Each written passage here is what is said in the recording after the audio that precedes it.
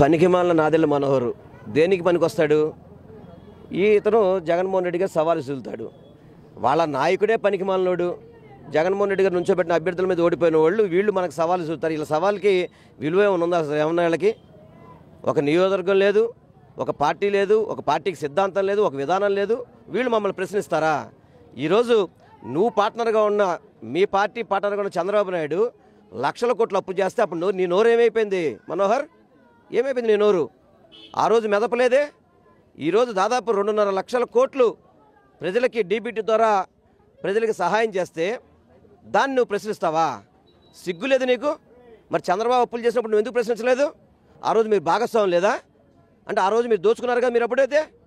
ఈరోజు జగన్మోహన్ రెడ్డి గారు దాదాపు 2 ఏళ్ళు కోవిడ్ కష్టకాలం ఉన్నా కానీ, ఆర్థిక ఇబ్బందులు ఉన్నా కానీ ఎప్పుడు కూడా ప్రజలకి సంక్షేమ పథకాలు ఆపకుండా అన్ని పథకాలు అందించి కోవిడ్ టైంలో కూడా ప్రజలకు తోడున్న వ్యక్తి జగన్మోహన్ రెడ్డి గారు.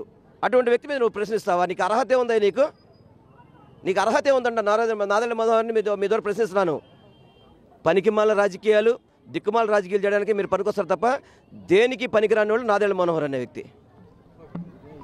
Hit TV presents like, share, comment. TV వాళ్ళకు కూడా నేను ఒక సర్ప్రైజ్ ఇద్దాం అనుకుంటున్నాను. మీరు మాత్రమే జెస్సీ ఎందుకు అయ్యారు? ఇలాంటి అమ్మాయిలకి పిలవడానికి బాగుంటుంది. చందు సాయికి like you and have a జనాలకి ఒక పేరు నచ్చిందంటే దీనికి ఒక ప్రాసెస్ ఉంటుంది. ఎందుకు ప్రాసెస్? డైరెక్ట్గా వెళ్ళిపోదాం. ఏదైనా ఒకటి మర్చిపోయినావా నువ్వు? ఏం మర్చిపోయావు? ఏదో ఆ టైంకి మన సుడి బాగుంటే ఎవరన్నా చూపిస్తే రాయగలం కానీ డోర్ టు డోర్ సేల్స్ చేసేవాళ్ళు. శారీ వస్తుంది, శారీలో వెనకాల కట్టుకుని